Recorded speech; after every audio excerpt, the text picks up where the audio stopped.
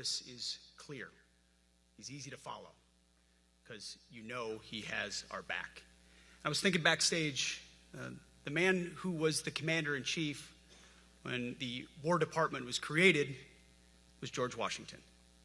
The man who was president when the War Department was reestablished is President Trump. And when he found out about this gathering of senior leaders, he said, I would be honored to come in order to address and thank the incredible Americans who defend our nation. He has a heart full of gratitude and love for what you do, and we get a chance to see it every day. And I'm honored that this morning you all firsthand get to see it as well. So ladies and gentlemen, join me in welcoming the 45th and 47th President of the United States, our Commander-in-Chief, Donald J. Trump.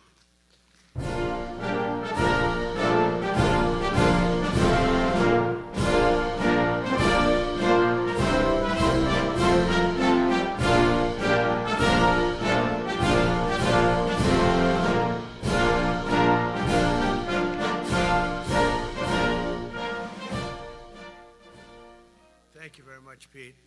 Great job you're doing, too. Fantastic job. I've never walked into a room so silent before. This is very... Oh, don't laugh. Don't laugh. You're not allowed to do that. You know what? Just have a good time. And if you want to applaud, you applaud. And if you want to do anything you want, you can do anything you want. And if you don't like what I'm saying, you can leave the room. Of course, there goes your rank. There goes your future. But you just feel nice and loose, okay? Because we're all on the same team. And I was told that, sir, you won't hear a murmur in the room. I said, we got to loosen these guys up a little bit. So you just have a good time. But I want to thank Secretary Hegseth and General Kane, General Raisin Kane for a reason, they call him that. When I heard his name, I said, you're the guy I'm looking for. The Joint Chiefs of Staff and so many others in this room who together represent the greatest and most elite fighting force in the history of the world, the United States military. We're very proud of our military. I rebuilt the military during my first term. It's one of the greatest achievements. We had the greatest economy in history, and I built the military. Those are the two things I say more than anything else. And I also kept us safe at the borders. We had very good borders. We didn't have people coming in from jails and prisons and everything like took place over the last 4 years. They'll never forget what happened to this country over the last 4 years with the incompetence. There could be no higher honor than to serve as your commander-in-chief. It is a great honor. I look at you, you're just incredible people. Central casting, I might add. To each and every one of you, I thank you for your unwavering devotion to the armed forces and to the country that we've all sworn a sacred oath to defend. We all have that oath, every one of us. I'm thrilled to be here this morning to address the senior leadership of what is once again known around the world as the Department of War. I know Pete spoke about it. He gave a great speech, I thought. Great speech. I don't want him to get so good. I hate that. You know? No, I hate it. I almost fired him. I said, you can't, I don't want to go on after that. No, he gave a great speech, but he talked about Department of War. We were sitting there. I said, didn't it used to be called the Department of War? And he goes, yes, sir. They changed it like in the early 50s. So we won the First World War. We won the Second World War. We won everything in between and everything before that. We only won. And then we went, in a way, woke. That was probably the first sign of wokeness. And we changed it to defense instead of war. And I said, what do you think? How do you think if we changed it back? Would that be a nice idea? And Pete loved it immediately. Some people thought about it. You know, they gave it a little thought. But in the end, we did it. And I have to be honest, it's so popular. I thought it would be met with fury on the left. But they're sort of giving up, I must be honest with you. They've had it. They've had it with Trump. They've been after me for so many years now. Here we are. Here we are. Come to the White House anytime you'd like. No, they've given up. They're bad, a lot of bad people. But all over, it's been so popular. It's been very popular. I really thought that we were going to have to sort of fight it through. There's been no fight. There's been no fight. Like what I called the Gulf of America, because to me it was always the Gulf of America. I could never understand We have 92% of the frontage. And for years, actually 350 years, they were there before us. It was called the Gulf of Mexico. I just had this idea. I'm looking at a map. I'm saying, we have most of the frontage. Why is it Gulf of Mexico? Why isn't it the Gulf of America? And I made the change, and it went smoothly. I mean, we had a couple of fake news outlets that refused to make the change. And then one of them, AP, took us to court, and we won. And the judge, who was a somewhat liberal judge, said, the name is the Gulf of America, because AP refused to call it the Gulf of America. They wrote, they're not a good outfit, by the way. They call it the Gulf of Mexico. I said, no, the Gulf of America is the name. And the judge actually said that, in fact, you can't even go into the room because what you're doing is not appropriate. The name is the Gulf of America. Google Maps changed the name. Everybody did, but AP wouldn't, and then we won in court. How about that? Isn't that so cool? The Secretary Hegseth beautifully described the name change reflects far more than the shift in branding. It's really a historic reassertion of our purpose and our identity and our pride. That's when we go with the word war. And you know, we want war because we want to have no wars, but you have to be there, and you know, sometimes you have to do it. I have settled so many wars since we're here. We're here almost 9 months, and I've settled 7, and yesterday we might have settled the biggest of them all, although I don't know. Pakistan, India was very big. Both nuclear powers, I settled that. But yesterday could be the settlement in the Middle East. That hasn't happened for 3,000 years. I said, how long have you been fighting? 3,000 years, sir. That's a long time. But we got it, I think, settled. We'll see. Hamas has to agree. And if they don't, it's going to be very tough on them. But it is what it is. But all of the Arab nations, Muslim nations have agreed. Israel has agreed. It's an amazing thing. It just came together. War is very strange. You know, you never know what's going to happen with war.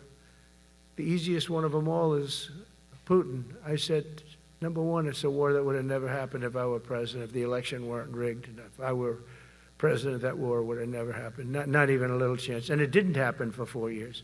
But I knew Putin very well, and I thought that would be easy because I know him so well. Well, that one turned out to be the hardest of them all. We had some that were not settlable, and they all got settled. So if this works out, that we did yesterday with the Middle East, then that's more than a war. That's lots of wars. That's all combined. That's a lot of wars. Many of you were over there in many different capacities in many different countries. That's a big part of the earth. But if that works out, it would be 8+. I'm going to give myself 2 or 3 for that one. And then we just have the one to settle, and we have to settle it up with President Putin.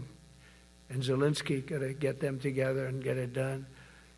But the only way we can do that is through strength. I mean, if we were weak, they wouldn't even take my phone call. But we have extreme strength. We had the horror show in Afghanistan, which is really the reason I think that Putin went in. He saw that horror show by Biden and his team of incompetent people. And that showed, I think it gave him a path in. I wasn't there any longer. I watched that, and it was so horrible. I think it was the most embarrassing day in the history of our country. And now we're back. And that's it. We're not going to have any of that crap happen, I can tell you. That was terrible, so terrible. Together we're reawakening the warrior spirit, and this is a spirit that won and built this nation. And from the cavalry that tamed the Great Plains to the ferocious, unyielding power of Patton Bradley and the great General Douglas MacArthur. These are all great men. In this effort, we're a team, and so my message to you is very simple. I am with you, I support you, and as president, I have your backs 100%. You'll never see me even waver a little bit. It's the way it is. And that includes our great police officers and firemen and all of these people that are doing so well. Together over the next few years, we're going to make our military stronger, tougher, faster, fiercer, and more powerful than it has ever been before. I rebuilt our nuclear, as you probably know, but we'll upgrade that also and just hope we never have to use it. We have to hope we never have to use it. because the power of that is so incredible. I see things, I don't think they'd show it to you. I really wouldn't want them to show it to you. But when you see the result of what's left, you never want to use that. Never, never, ever. We were a little bit threatened by Russia recently, and I sent a submarine, nuclear submarine, the most lethal weapon ever made. Number one, you can't detect it. There's no way. We're 25 years ahead of Russia and China in submarines. Russia's actually second in submarines. China's third, but they're coming up. They're coming up. They're way lower in nuclear too, but in 5 years they'll be equal. They're coming up. And you don't have to be that good with nuclear. You could have 1/20th what you have now and still do the damage that would be, that'd be so horrendous. But I announced that, based on his mention of nuclear, and it was really a stupid person that works for him mentioned the word nuclear, I moved a submarine or two, I won't say about the two, over to the coast of Russia, just to be careful, because we can't let people throw around that word. I call it the N-word.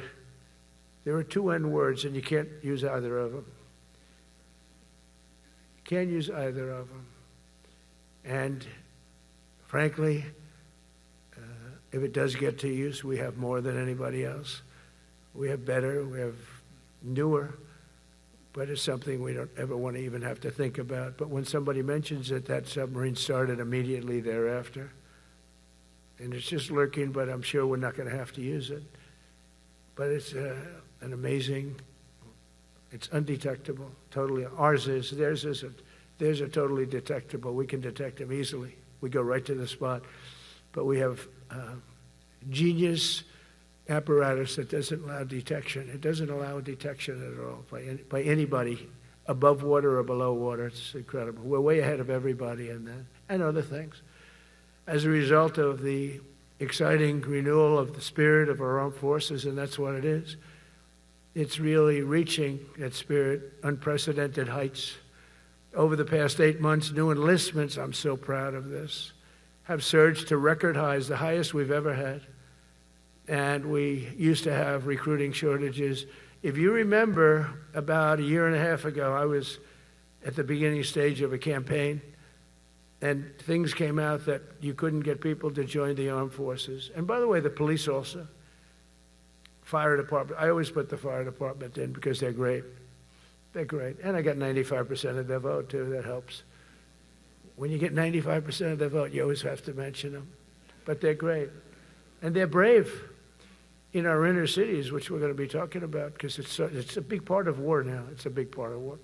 But the firemen go up in ladders, and you have people shooting at them while they're up in ladders. I don't even know if anybody heard that.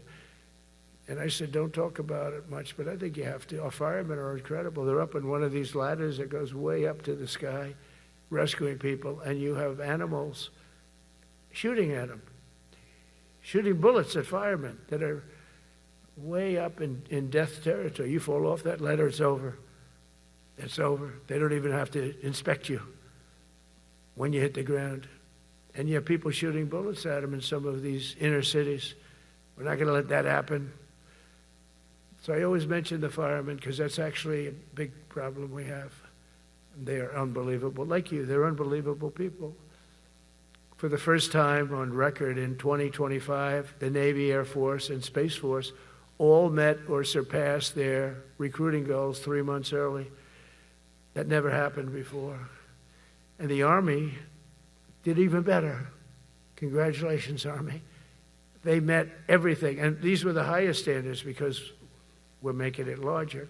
So these were much higher standards than you had 4 years ago, 3 years ago, during the sleepy Joe Biden era. And the Army did it 4 months early.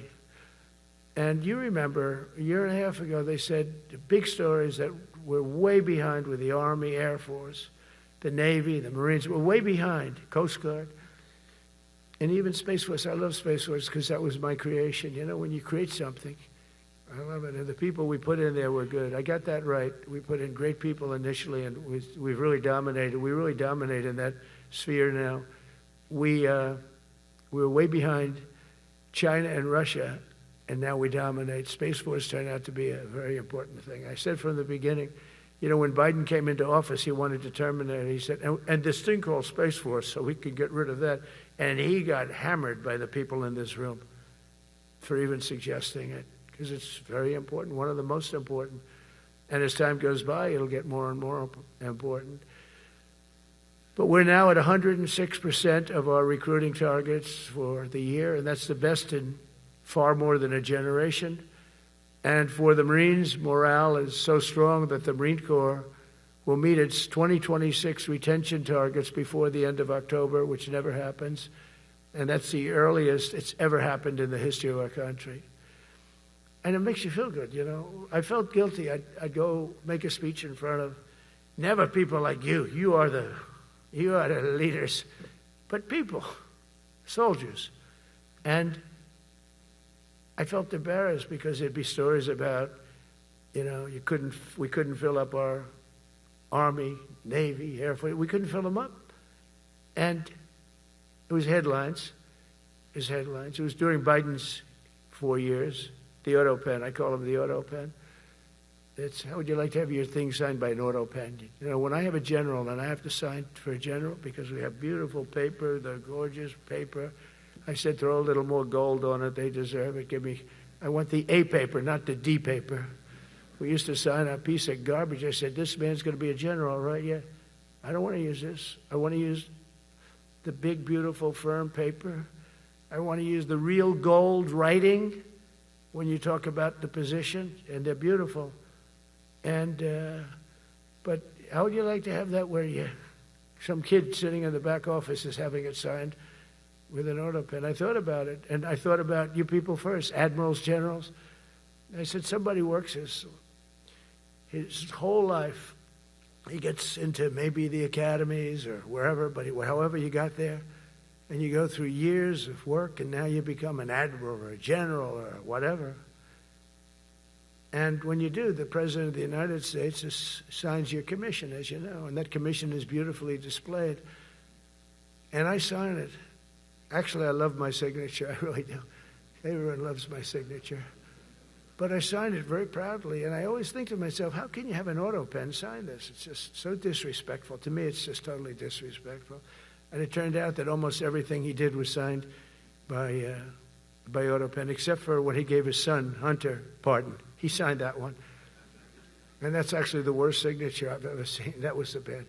The auto pen looks much better.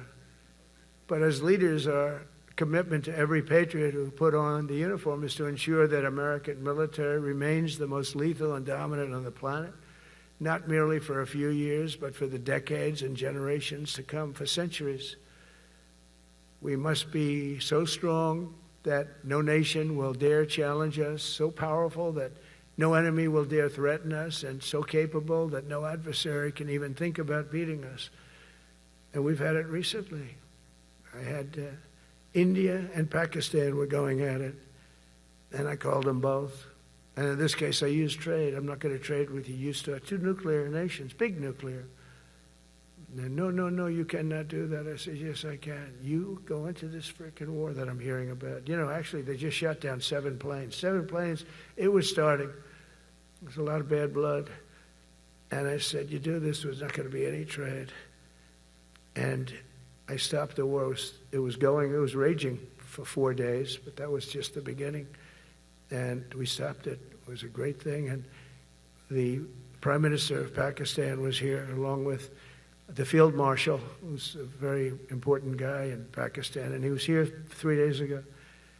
And I didn't even realize it as beautiful as he said it, but he said that to a group of people that were with us, 2 generals, but a group, he said, this man saved millions of lives because he saved the war from going on, and that war was going to get very bad, very, very bad. President Trump saved millions and millions of lives. That was a bad war. And I was very honored. I loved the way he said it. Susie Wiles was there. She said that was the most beautiful thing.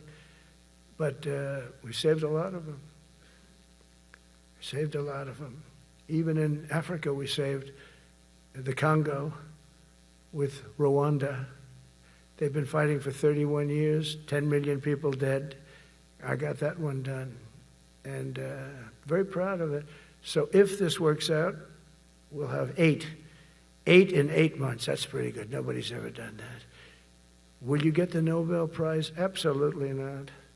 They'll give it to some guy that didn't do a damn thing. They'll give it to a guy that wrote a book about the mind of Donald Trump and what it took to solve the wars. And he'll get the Nobel Prize will go to a writer. No, but well, let's see what happens. But it's be a big insult to our country. I will tell you that. I don't want it. I want the country to get it.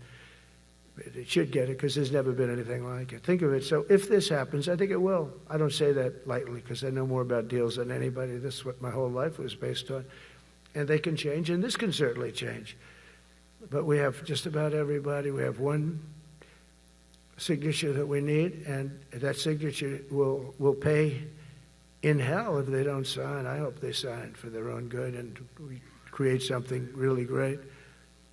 But to have done 8 of them is just like such an honor. And then we have Putin and Zelensky.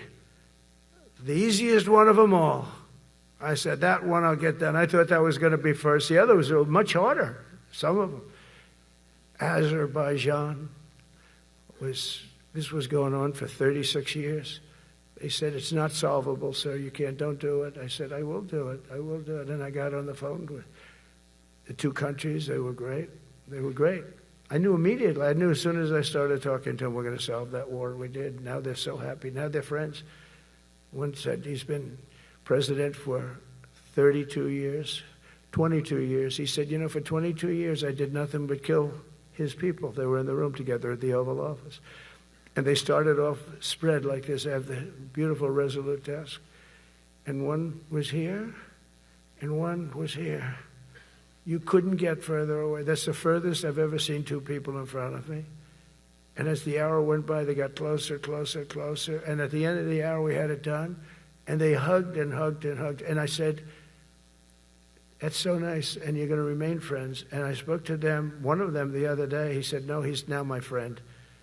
But for 22 years, he's been the head of Azerbaijan for 22 years.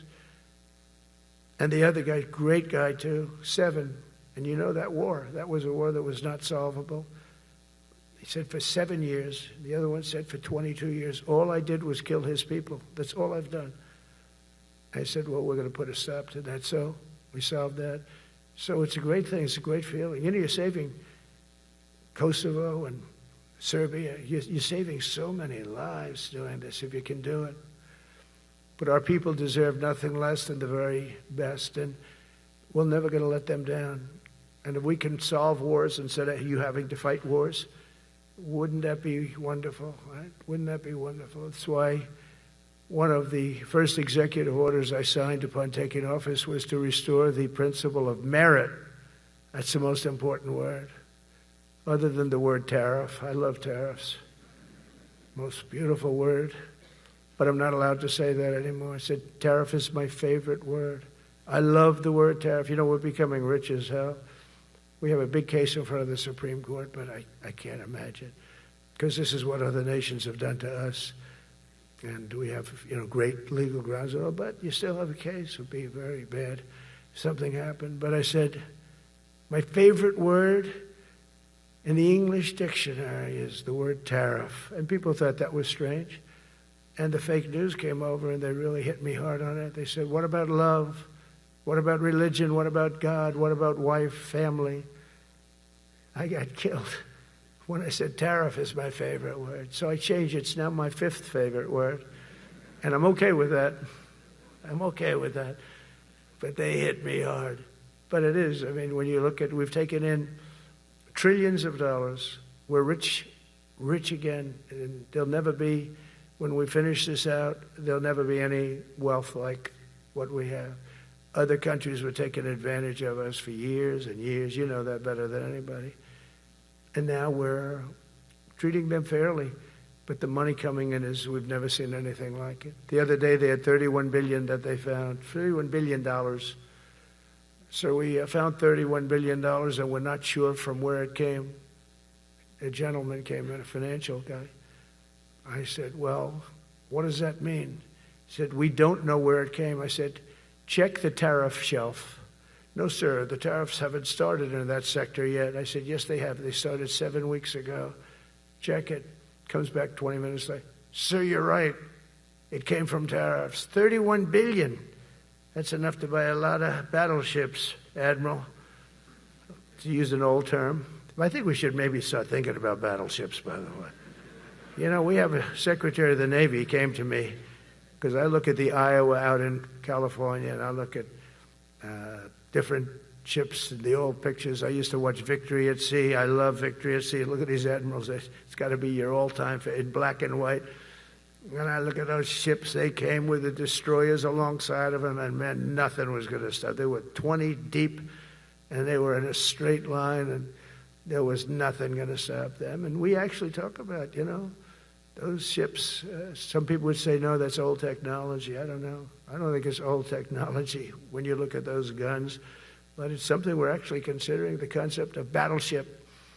Nice 6-inch side, solid steel, not aluminum that melts if it looks at a missile coming at it. It starts melting as the missile's about 2 miles away.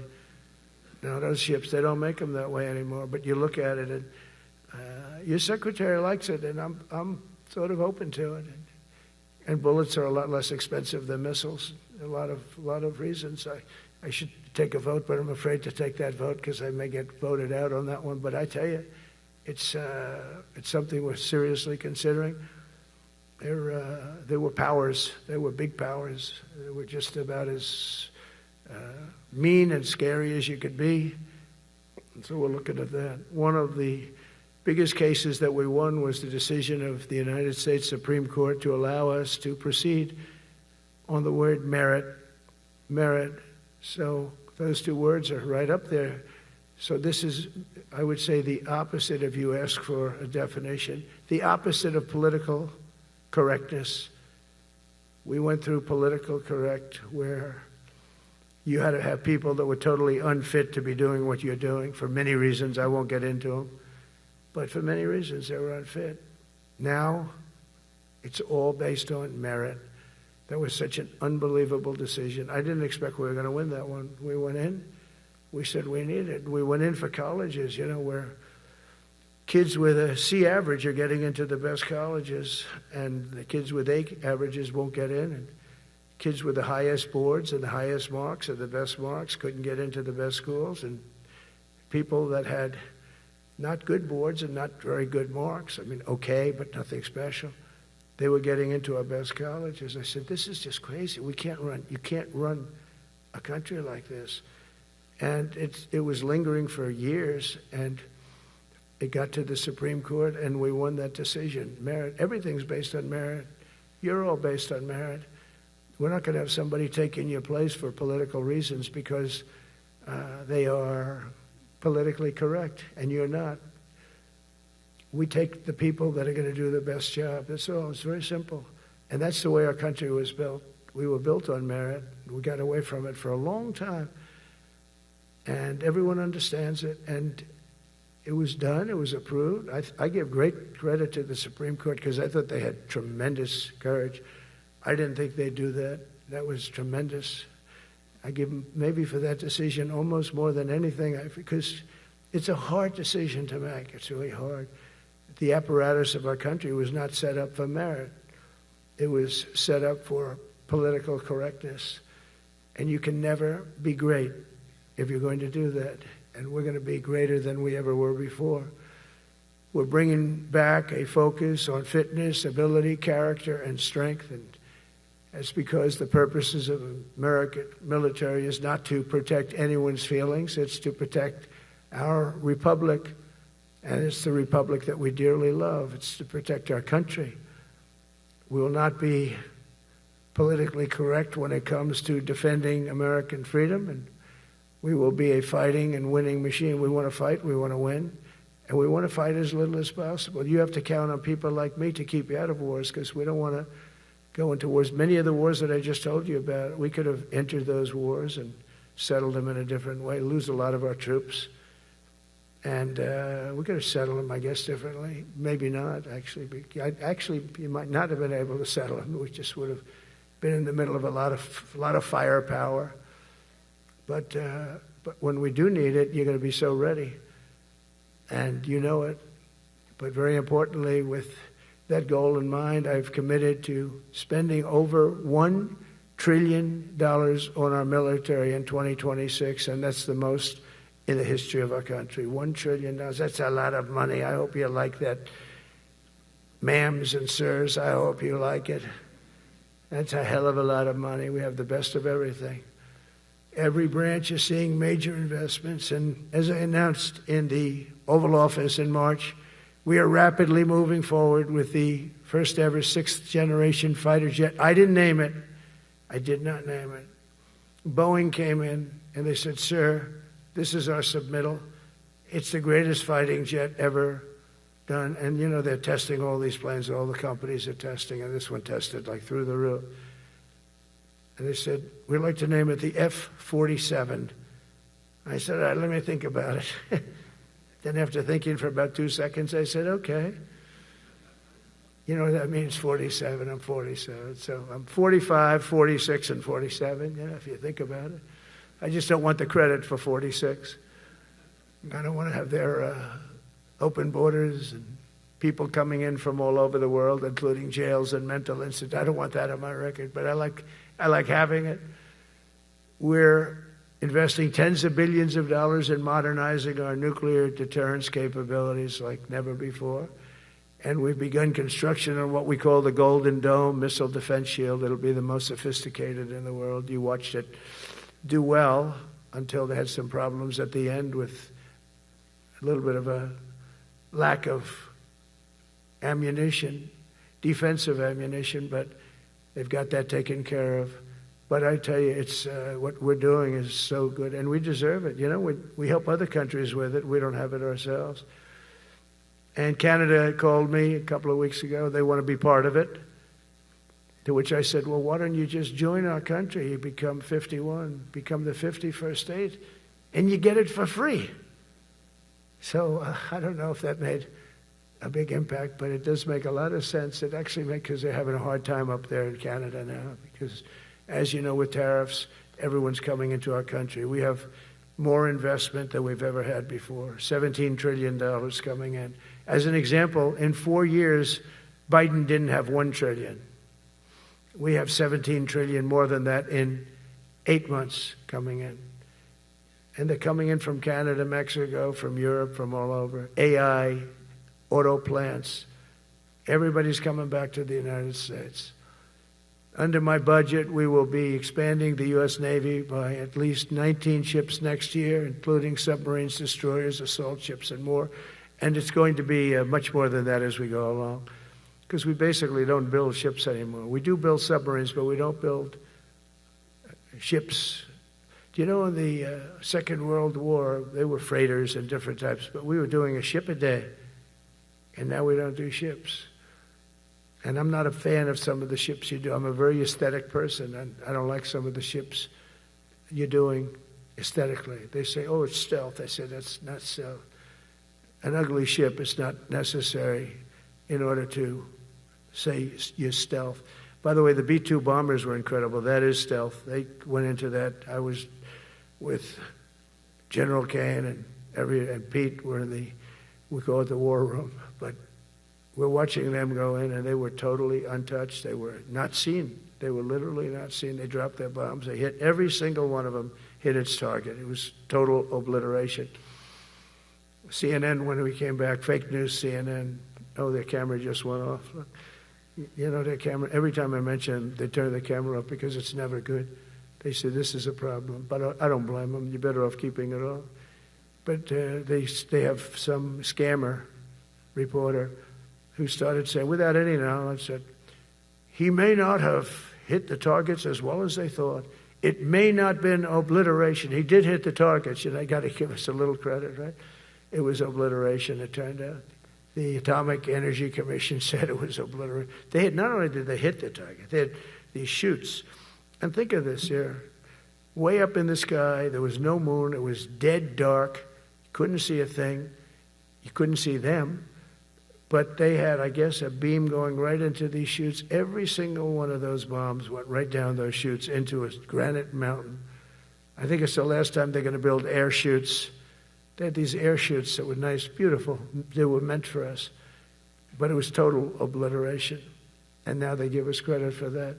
But these people were phenomenal. I tell you, for the Air Force people here, you can be very proud. That B-2, we just ordered a lot of new ones and updated ones, but I'd take the other ones. Let me tell you, they couldn't have worked any better.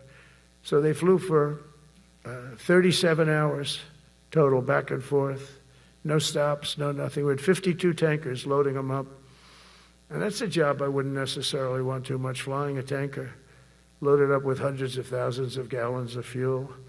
I don't know if I'd do that job. I asked the question, what happens if it gets hit? Sir, you don't want to know about that, right? I don't want to know about that. But those guys, they just hear us. They're incredible. I had them all to the Oval Office. We had the B-2 pilots and a lot of the people, even the people that took care of them, the maintenance people, just as important. We had them all to the White House, gave them a big party on the lawn, brought some of them into the Oval Office. But on top of all this, we'll deliver a hard-earned pay raise of 3.8% to every soldier, sailor, airman, Coast Guardsman, Space Guardman, and Marine, something you weren't getting from the past administration. They did not treat you with respect. They're Democrats. They never do.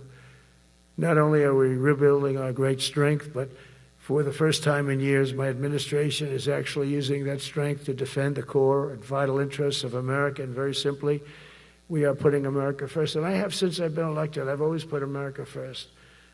It's sort of simple, you know, when you think. My campaign was run on common sense, and we did great. We got the highest numbers ever received in terms of districts. You know, they have it broken up, 2,500 versus 525. We won every swing state. We won the popular vote. We won everything. We won everything. You have to take a look at the map. It's almost entirely red, except there's a little blue line on each coast, and I think that's going to disappear too. We did really great, and part of it is because of our success with the military, the rebuilding of the military, the vote that I got from the military, and they're vicious people, you know, that we have to fight, just like you have to fight vicious people. Mine are a different kind of vicious, but they spread all these horrible, you know, they made up statements and said what I said about everything, but even about the military. But fortunately, the military didn't believe it. It's hard. You know, they make up a statement and they said, you say it. We had 25 people that said he never said that. 25. We had 25 affidavits. And they said, well, we're going with it anyway. You know, these sleazebags. And it's why the press is really losing all power, because people aren't believing it. We need an honest press. We need borders. We need borders. We need an honest press. We need fair elections. I mean, those three things. And we don't have an honest press. We have a really corrupt press. But we fight through the corrupt press. And the people understand you have to do this stuff a lot. You have to go on television a lot, because you can't get a fair shake if you're going to rely on somebody else. They don't understand. They've destroyed the image of media. Now is at the lowest point it's ever been. It's lower than Congress. Can you believe that? It's something. But together with many of you in the room, we've brought back the fundamental principle that defending the homeland is the military's first and most important priority. That's what it is. Only in recent decades did politicians somehow come to believe that our job is to police the far reaches of Kenya and Somalia, while America is under invasion from within. We're under invasion from within. No different than a foreign enemy, but more difficult in many ways because they don't wear uniforms. At least when they're wearing a uniform, you can take them out. These people don't have uniforms. But we are under invasion from within. We're stopping it very quickly. After spending trillions of dollars defending the borders of foreign countries, with your help, we're defending the borders of our country from now on. We're not going to let this happen. Biden let people come in from prisons, mental institutions, drug dealers, murderers. You know, we had 11,488 murderers allowed into our country by this guy who had no clue. He had no clue. He shouldn't have been there in the first place, but he had no clue. The people that ran the office, the White House, were people that surrounded him, radical left lunatics that are brilliant people, but dumb as hell when it came to policy and common sense. And they allowed people from all over the world, from the Congo. They opened up prisons in the Congo. They came into our country totally unmatched, unvetted, unchecked. And from all over, South America, not just South America. You know, you think South America, no, but from all over. A lot came in from Venezuela. Venezuela emptied its prison population into our country. That's why they have Tren de Aragua, one of the worst gangs ever. But we took care of them. We took good, strong care of them. And I just want to thank the National Guard in Washington, D.C. It's embarrassing to say this. Now I can say it because we solved it. But Washington, D.C. was the most unsafe, most dangerous city in the United States of America. And to a large extent, beyond. And beyond that. You go to Afghanistan, they didn't have anything like that. You go to countries that you would think there's problems, they didn't have that. And now Washington, D.C., after 12 days of serious, serious intensity, we took out 1,700 career criminals. If you have 5 career criminals, they can make your numbers look very bad because they'll commit many crimes a day. But we took out 1,700, and they took them out. There was no doubt who the boss was. They did an unbelievable job. Then they started even cleaning. I said, I don't want them doing that, sir. They were cleaning it up. I drove through it 2 days ago. It was beautiful. People are walking down the street holding hands, man and wife, coming from Iowa. They're not worried about being shot. Washington, D.C. is now a safe city. In fact, I went out to dinner with my crew. I haven't done that. In theory, I wouldn't do it. And I felt totally safe.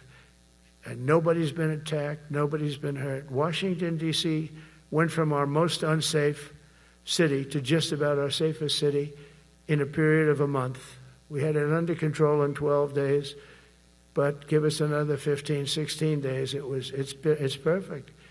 And people other than politicians that look bad, they think, you know, the Democrats run most of the cities that are in bad shape. We have many cities in great shape too, by the way. I want you to know that. But it seems that the ones that are run by the radical left Democrats, what they've done to San Francisco, Chicago, New York, Los Angeles, they're very unsafe places. And we're going to straighten them out one by one. And this is going to be a major part for some of the people in this room. That's a war too. It's a war from within. Controlling the physical territory of our border is essential to national security. We can't let these people in. You know, we had no people enter in the last 4 months. 0. Even I can't believe that. You know, we had millions coming in, pouring in. 25 million all told. And of those 25 million, many of them should never be in our country. They would take their worst people and their people from prisons and jail, and they'd put them in a caravan and they'd walk up. CNN was interviewing one person. Oh, why are you coming? I want freedom. Good. Were you in jail? Yes. For what? Murder. He said, you had to see this anchor, a young woman. She's like, I couldn't believe. She'll probably lose her job. But because the left doesn't want to hear that. But we're running it based on common sense and based on love of our country. But I want to salute every service member who has helped us carry out this critical mission. It's really a very important mission. And I told Pete we should use some of these dangerous cities as training grounds for our military, National Guard, but military. Because we're going into Chicago very soon. That's a big city with an incompetent governor. Stupid governor, stupid. They threw him out of his family business. He was so stupid. I know the family.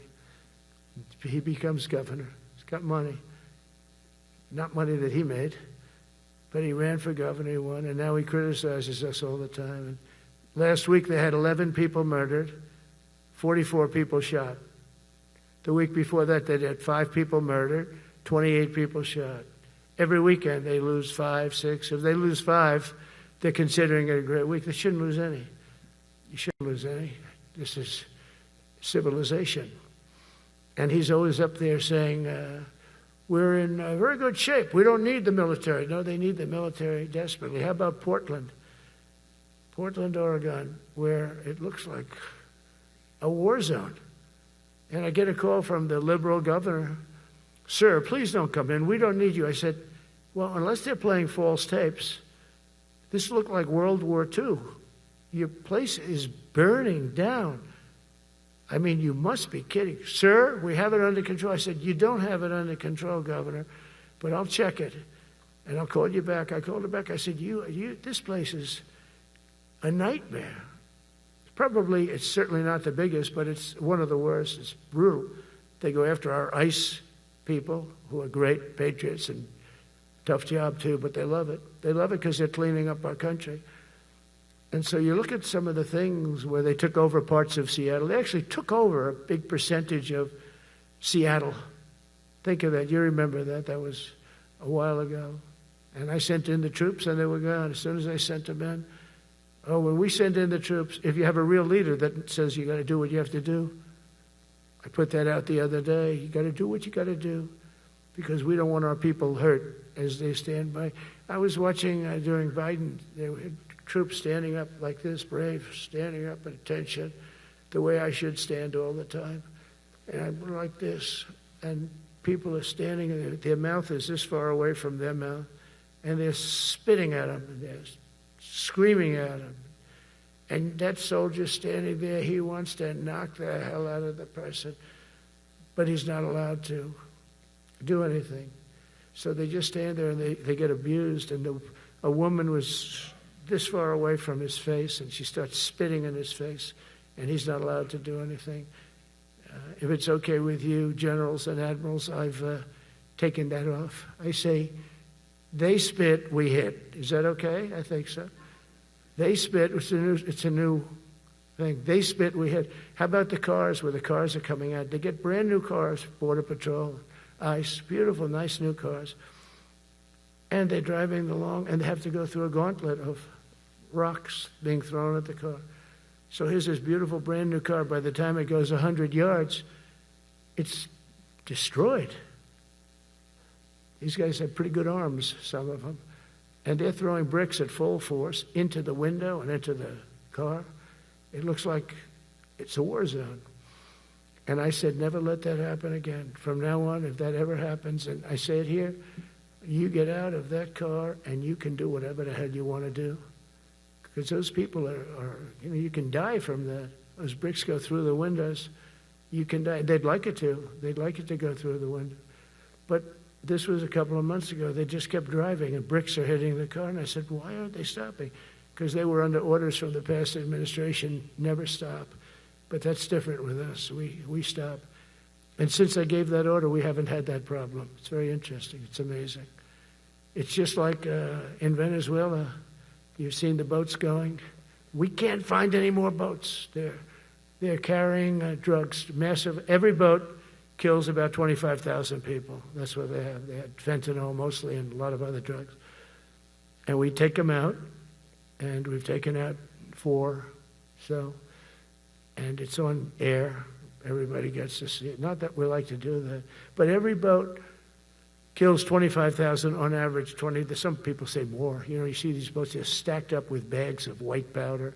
That's mostly fentanyl and other drugs too. And now we have a problem. General Kane says, sir, there are no boats out there. Not even fishing boats. They don't want to go fishing. I don't blame them. There'll be no fishing today. You know. But it's amazing what strength will do, because all we want to do is stop drugs from flowing into our country. It's destroying. We lost 300,000 people died last year. Everybody knows friends, many friends probably, that you lost a child, or adults too. But you lost a son or daughter because of what's coming into our border. And we're making it very hard. Oh, and we haven't even started yet. Last month I signed an executive order to provide training for a quick reaction force that can help quell civil disturbances. And this is going to be a big thing for the people in this room, because it's the enemy from within, and we have to handle it before it gets out of control. It won't get out of control. Once you're involved at all, they all joke. They say, oh, this is not good. You saw it in Washington. We had gangs of Tren de Aragua with 10, 12, 15 kids, and these military guys walk up to them, and they treat them with disrespect, and they just got pounded. They just got pounded. The gang just pounded. Then thrown into paddy wagons and taken back to their country. Some are so dangerous we don't want to even do that, because we don't want to. Some of stone cold murderers, we don't have the confidence. Even though they're not coming back very easily, we don't have the confidence. We put them in jails.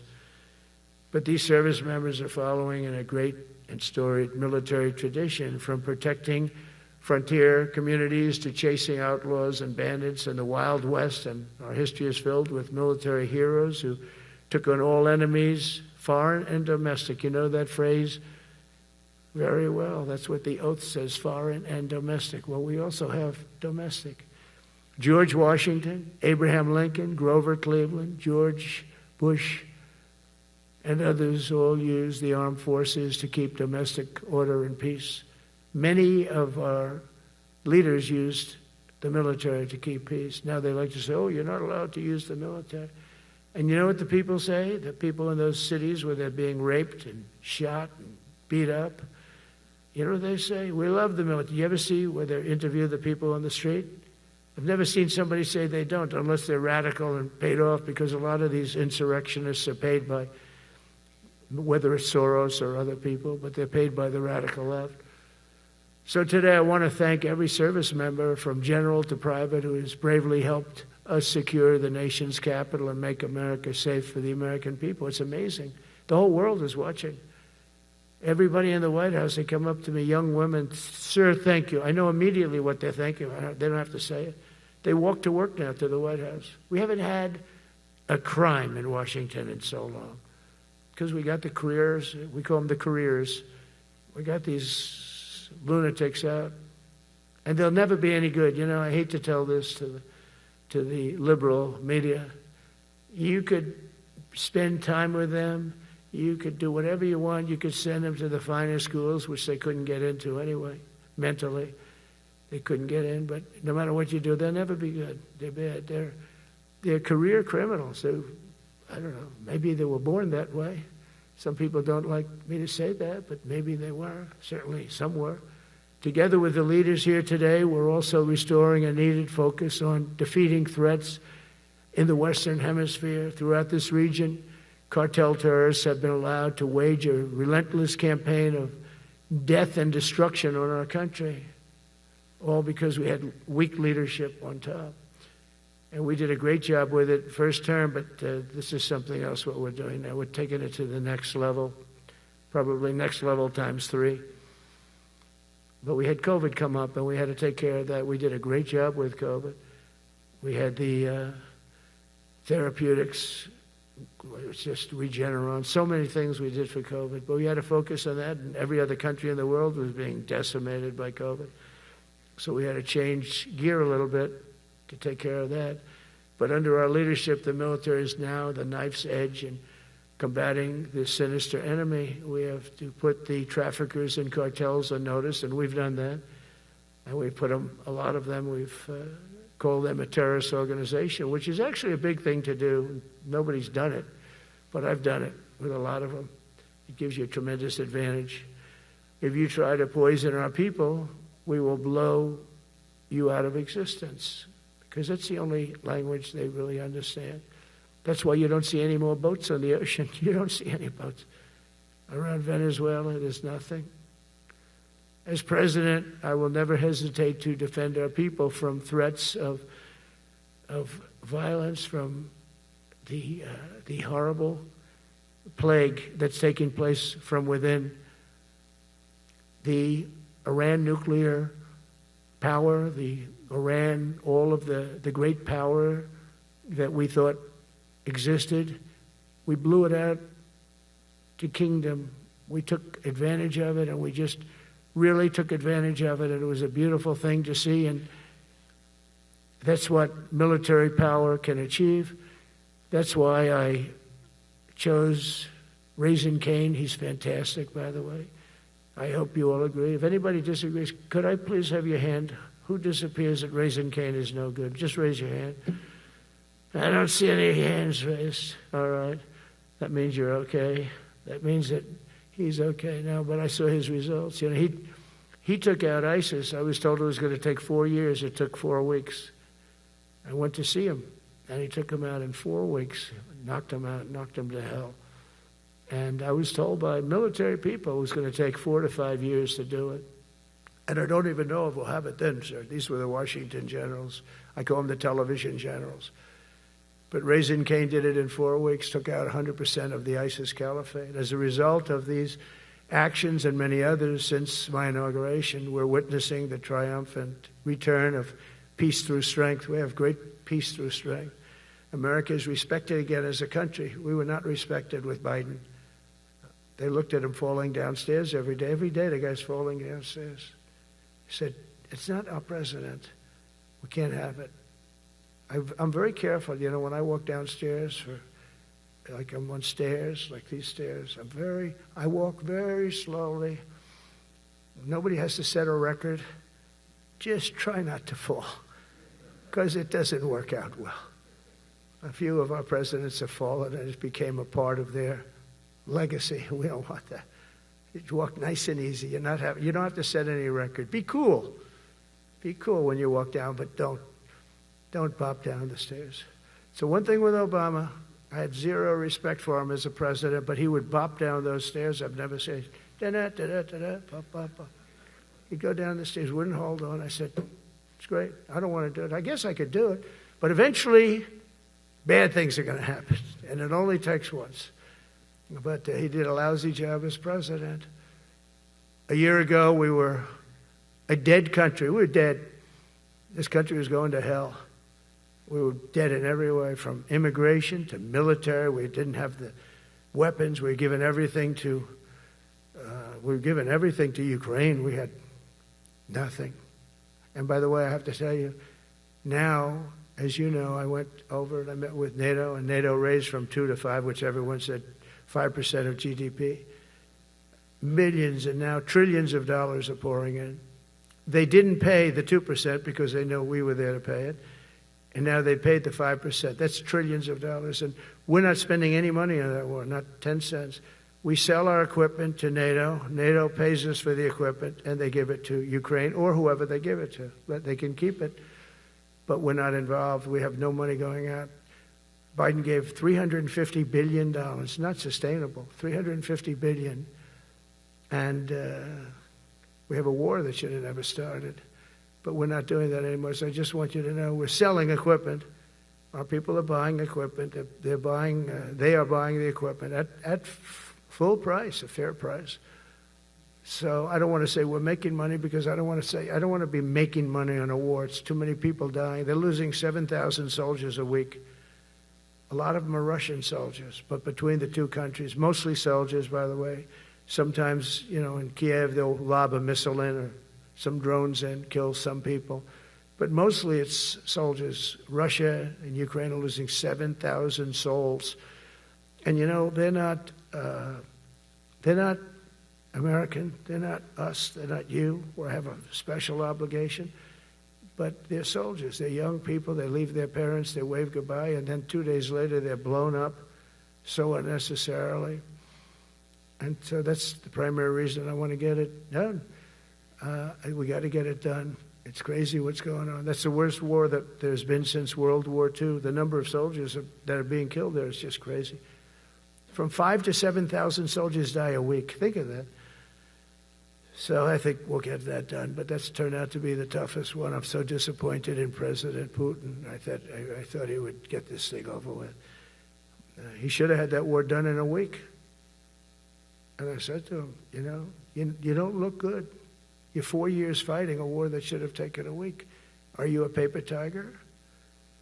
And it's a shame. But I think eventually we'll get that one done, just like in theory, I want to knock on wood, because you never know. It's like we're going to have the Middle East done. which is actually a much harder thing to do. I mean, thousands of years.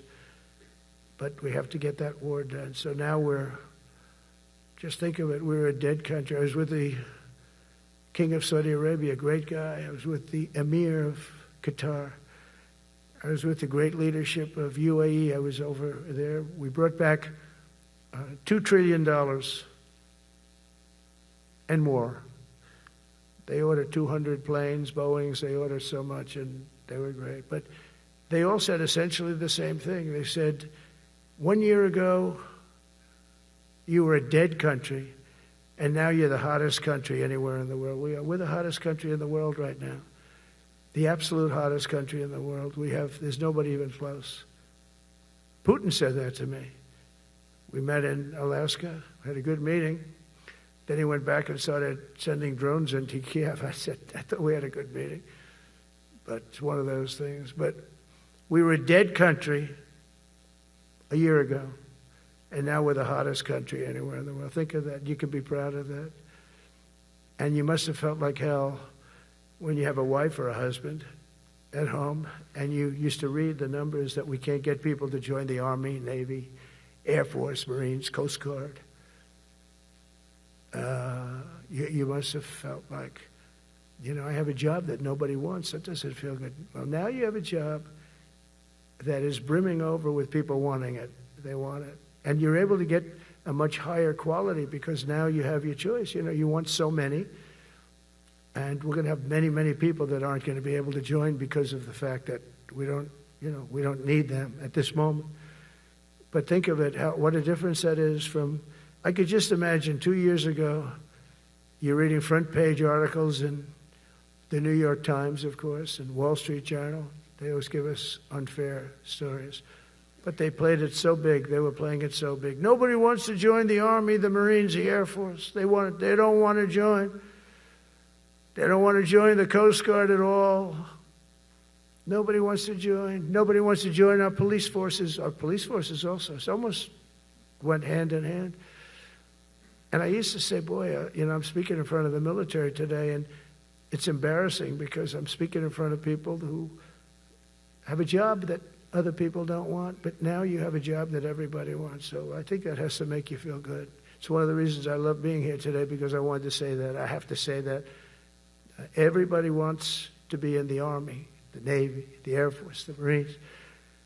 If you think the Coast Guard and Space Force, our beautiful Space Force, it's a whole different world. And now they're signing up, by the way, seriously big numbers for the police. Dangerous job, isn't it? Huh? Fire department.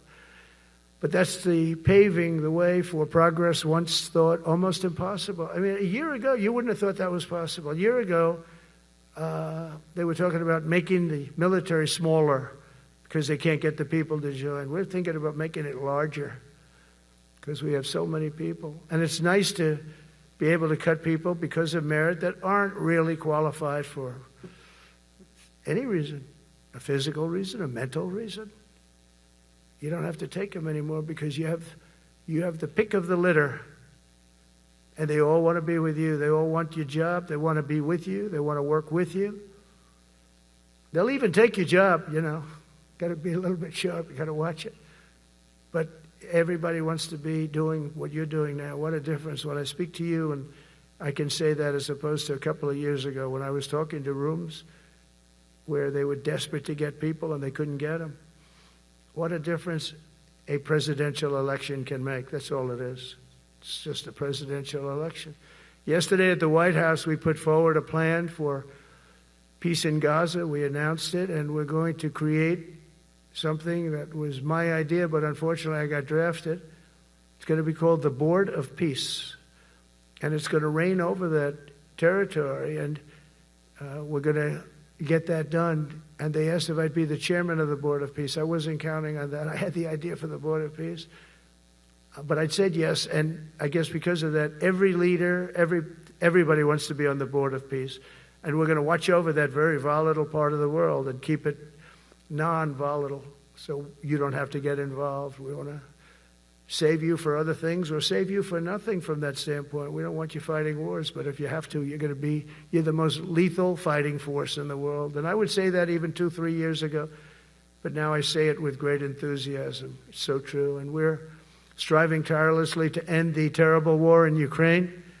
And as you know, we're also working hard to get the allies to share more of the burden of our defense. Much of that has really already taken place. But all NATO members have committed to the increase that I talked about. Think of that. That was unthinkable. It used to be 1%, then we got it up to 2% in my last term. And they did not like it. And now I got it to 5%. And I get along great with all of them. In fact, they call me the president of NATO. I said, I don't think so. But they're great. They're great people. And they're spending a lot of money, and a lot of money that they should have been spending in the past. But I think Putin was a wake-up call for them, really. We're now selling large quantities of American-made weapons to NATO, and we're getting really fair pricing. We're making a lot of money. It's my hope that from Europe to Asia to the Middle East, our allies will make similar commitments to increase their military capabilities. And this will greatly strengthen our alliances, and also it will make war far less likely. You know, if you're a strong presence like we are such a strong presence now. And I go around bragging about that. I said, we have the strongest military anywhere in the world. I say it. You never heard Biden say that. Never heard him say anything. But you never heard him say, did you ever hear him say, we have the strongest military? He doesn't say that. I say it. We have the strongest military anywhere in the world. We have great leadership. And I'll tell you, Pete and General Kane, all of the people that I've met that have been lifted up in rank. And we got many of them out of here, too. I'll be honest with you.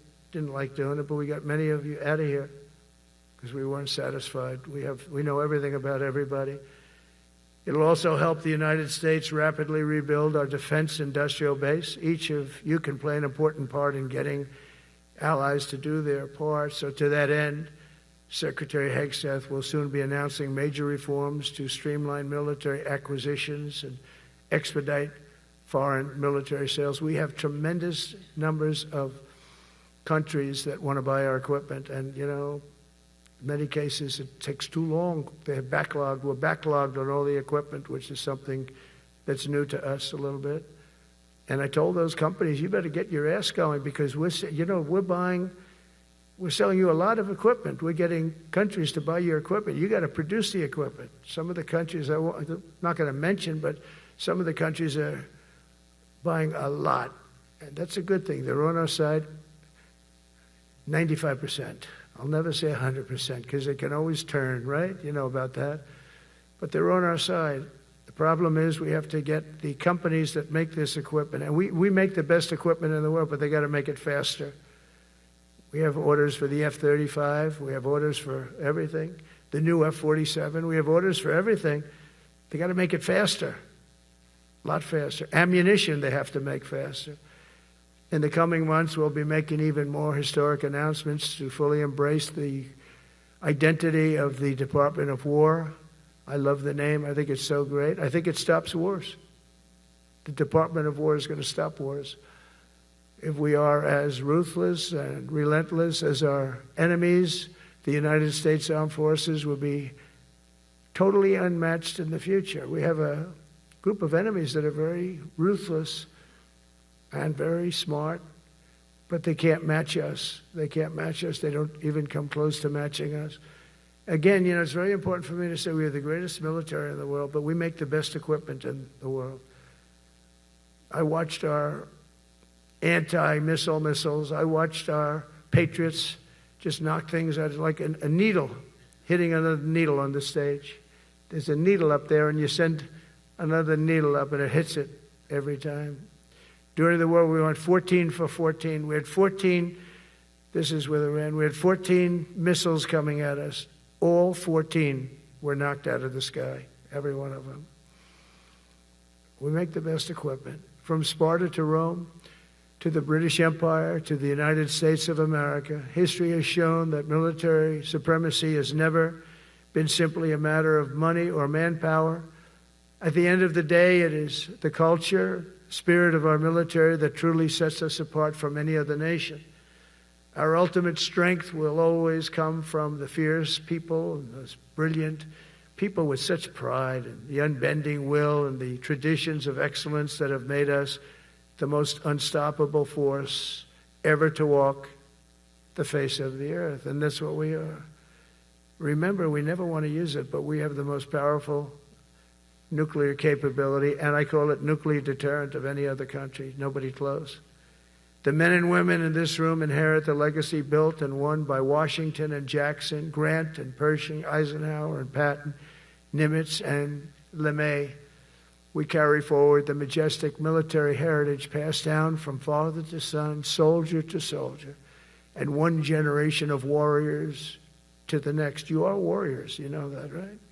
You're great warriors, or you wouldn't be in this room. You're the best of the best. From Concord Bridge to Fort McHenry, from Gettysburg to Manila Bay, from Normandy to Sicily, and from the jungles of Vietnam to the dusty streets of Baghdad, America's military has charged into hellfire, climbed up jagged mountains, crossed roaring oceans, and thundered across open deserts to defend our flag, our freedom, and our homeland. Nobody does it like you.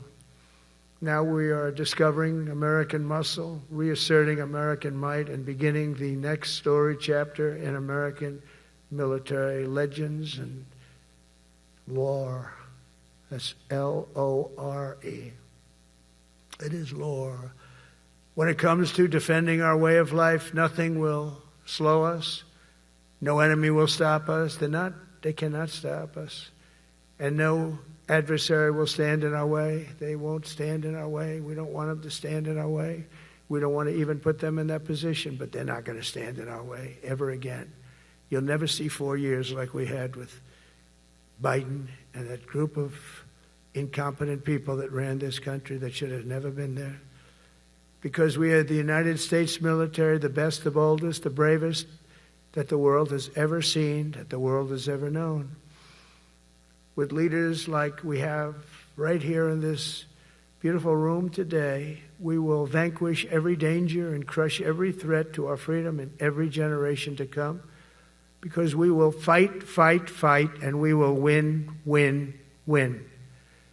I want to just thank you once again, and God bless the United States military, and God bless America. God bless you all. Thank you very much. Thank you.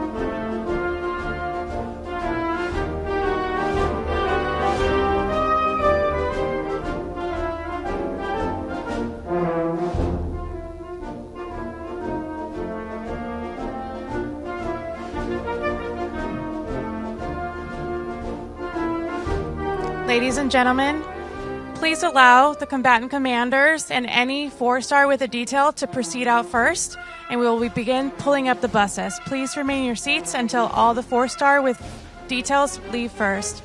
Thank you.